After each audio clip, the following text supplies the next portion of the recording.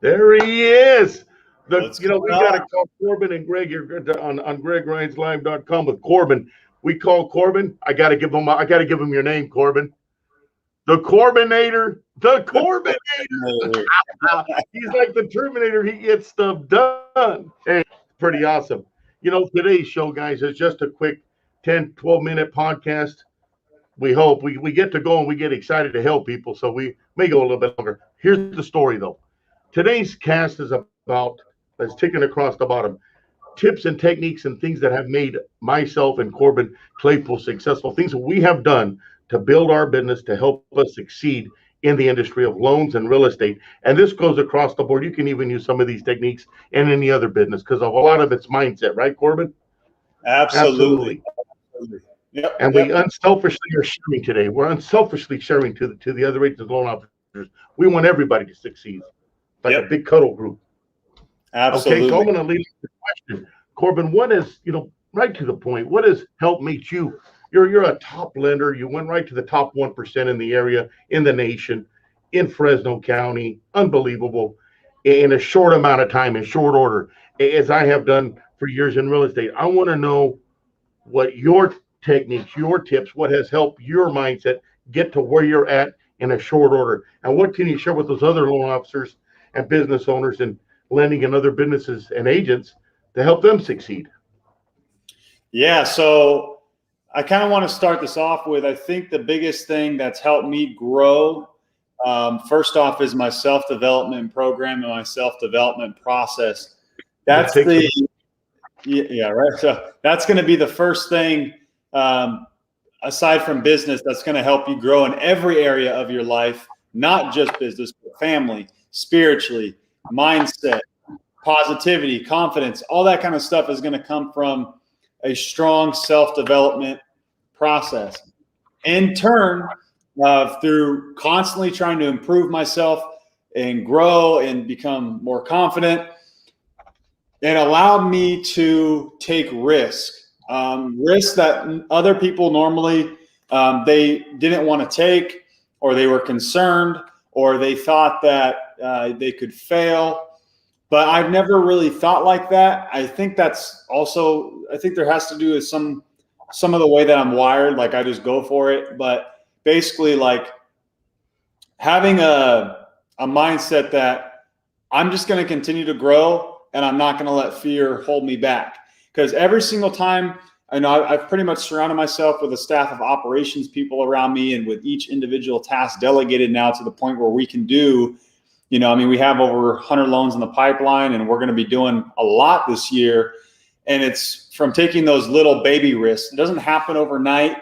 I think a lot of people assume, like, oh man, it happened overnight.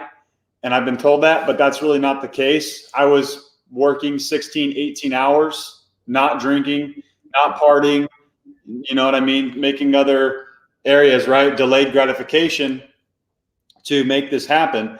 And so now I'm kind of reaping the benefits of it, but it wasn't always like that. So just kind of overcoming that fear-based mentality of, oh my gosh, if I add an LOA, how am I going to pay this LOA? That was the first thought. When I brought on my first loan officer assistant, that was the first thought in my mind. Oh my gosh, what if I don't have enough deals? What if I don't get enough deals to pay for this person? And the reality of it is, you just have to move in a faith mindset that it is going to work out, but also be taking the right steps and actions every single day. And so that's what I did to grow my business, is just do that. And then I just kept doing that. First it was an LOA, then it was an admin for the LOA to help the LOA. Then it was getting on, very good, strong relationship with a processing team, in which now we have delegated processors for us. And yeah, that's kind of it. And then, we just kept on expanding. And recently I brought on a business development manager. We're planning on expanding. Right now we're doing about close to 40 loans a month. And we want to expand that to 100 loans a month. And, that's possible. And that it's crazy because big companies, they'll do 100 loans a month, or big shops will do 100 loans a month, with different loan officers and stuff like that. But I'm talking about a small group of people that I've basically created to go to that next level. Another thing that's helped me significantly is like, if you compare my system to the average loan officer system, like it would blow their mind. They're going to be like, whoa, that's how you do it. I have a system for everything I do. When I got into the industry, I made a blueprint of the process from the start all the way to the finish. Like, what happens when the client comes in? What happens at funding? What happens when the client closes? What happens on a birthday? What happens on a follow-up? I mean, all of that stuff we have dialed into such a exact that it gives us a superior advantage. And also leveraging technology. People don't realize, like, technology, like if your CRM is not telling, for a while it told me what to do, right? But now it tells people on my team what to do every day. If that's like an assistant in itself, right? And say you pay $300 a month for a CRM, you couldn't find an employee to pay $300 to let you know to follow up with this lead and follow up with that lead. And I think that's kind of the basis. Like, everybody should have a CRM. And if you don't have one, you're really behind if you don't have a CRM. But the main thing is having a system in place for every piece of the process. So we have one, and I'm just literally giving free information here, but we have one. And when the lead comes in, what happens when the lead comes in? Who has the initial phone call? What happens when that lead is talked to, right? We have a 15-minute conversation. Boom, it goes to the next step. Who's following up with that client? Who's updating the agent? At the end of the day, as the lender, your main job is to service the real estate agent. You will sink and you will drown if you're not doing that. And that is what I see a lot of people doing, is they get too busy, and then the agents can feel that they're too busy, and then they lose all the business. So they just went on and prospected and called and met with agents, and then they can't deliver on what they told the agents. So the agents go away. And so creating those systems in place that make sure that you're delivering on that is key. And also, I think the last thing I want to get at is looking at it from a business standpoint. What I mean by that is you don't have to be the Superman that's doing every single piece of the transaction, right? That's why you delegate and you get people who are better in those positions. What you really need to focus on doing, making sure the agents and the clients are serviced. It doesn't matter how you do that. If you have two admins that are doing that, if you have a dialer that's calling clients and following up with clients, somebody needs to be calling these people, following up, servicing the clients. And so that's kind of a little bit in a nutshell of what I've done to grow, and hopefully that could help somebody. Well, those are some great pointers. I was taking some notes here because I'm always in growth. I'm always in growth process mind. I want to grow all the time. So I learn from lenders and other business people across the board. We do a lot of business together, and I'm grateful for that. So one of the things I noticed with you, as I have, is the right mindset every day. It's not too hard for things hey, I get up at 4, 5, 6 in the morning, whatever time you get up as an individual talking to the public out there, to get in the office, get going. All of a sudden, sometimes you're not even in the office yet, and something gets sideways, right? Here goes my day. So absolutely, how do we counter those negatives or situations that are going to try to throw a curveball into our morning and set our day? So mindset is very important. What are some of the techniques that you use? I'll be sharing here in a minute myself, that you deliver to yourself so that you can give to your business and to the clients that right mindset. What keeps you going every day, and what are some 2 or 3 techniques that you use to create the right attitude, the right mindset, and growth? Bro, that's a fantastic question, because I see that. I see people get overwhelmed, and they get nervous. They have a freaking breakdown almost, right? Because too many things are coming at them. So for me personally, what works for me is you got to have a program. You got to have a process.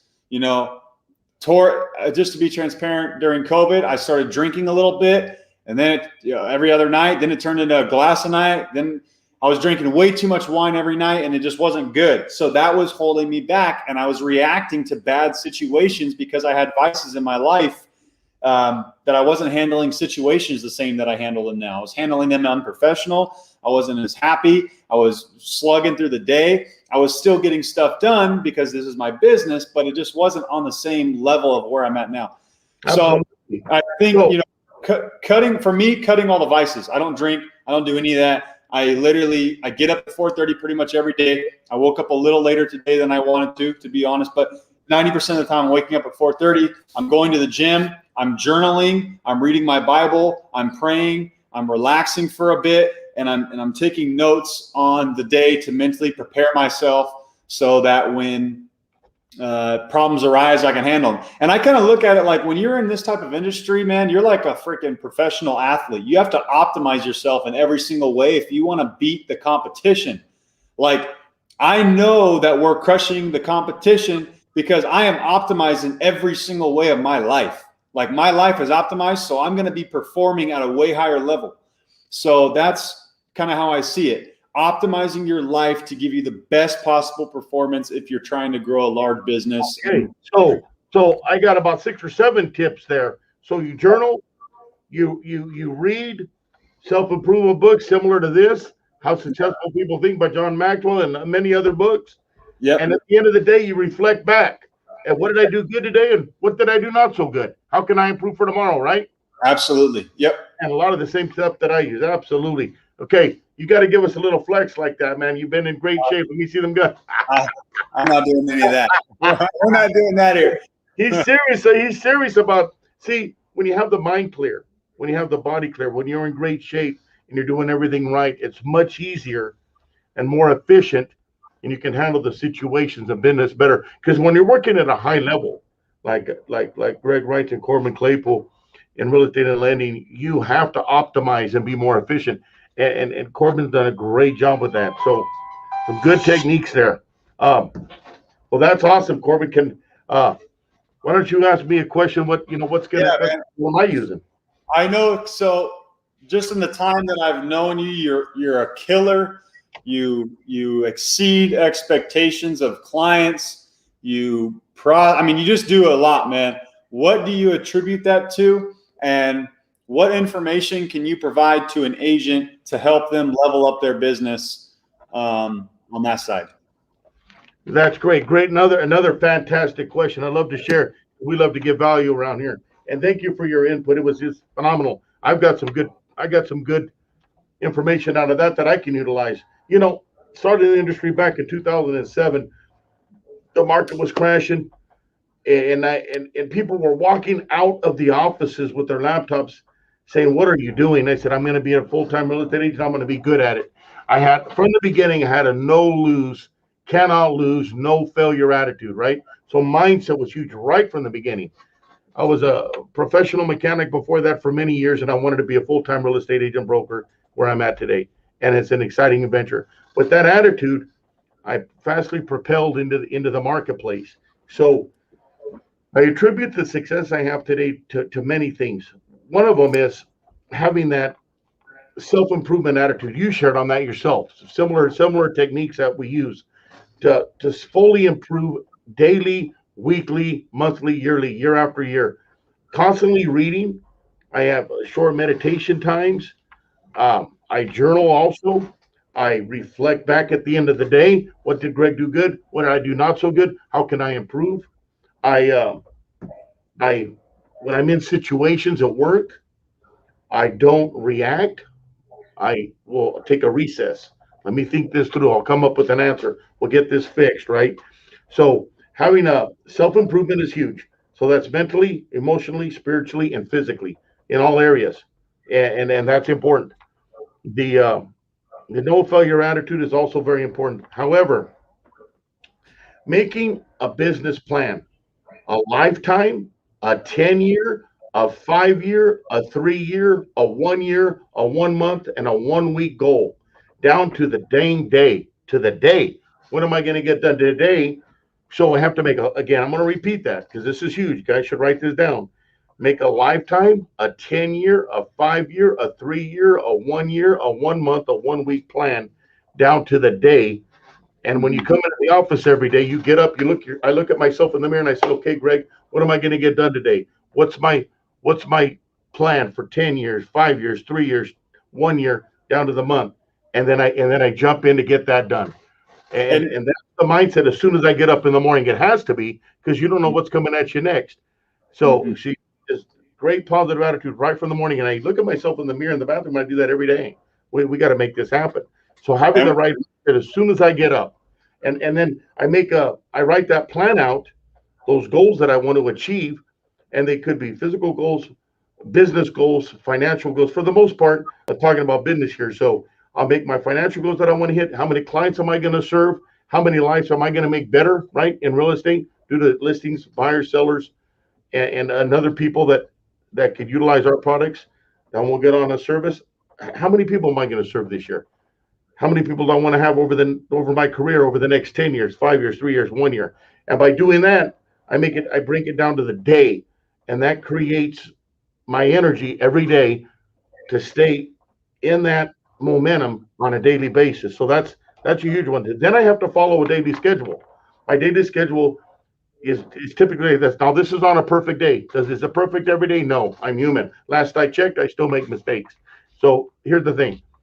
Get up about 5:30 in the morning, do a workout. If it's a non-workout day, then what I do is I get up, I'll do some journaling, I'll reflect back, do some other things, get to the office by 7:30, no later than 8 o'clock.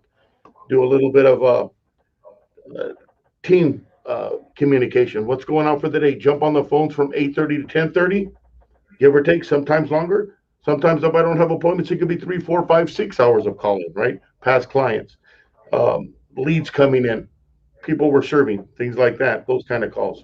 So that usually goes on 10:30, 11 o'clock, 11 to 12, checking text, phone calls, and emails that came in while I was doing outgoing lead generation real estate calls. 12 to 12:30, 1 o'clock, take a lunch, finish up with the team, other things. And then from 1 to 2 or so, put our packages together for listings, for buyers, research properties, do the things that I need to do inside the business, go on my appointments.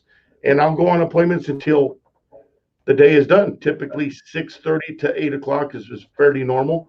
I believe that as a high producing real estate agent, your average day is going to be, if you're wanting to produce at a high level, probably 9 on the low to 11 hours a day.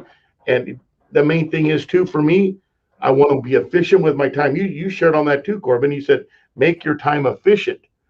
Delegate out wherever you can delegate out. So your time that you're in the office, let me put it like this. It's not how long we're at the office.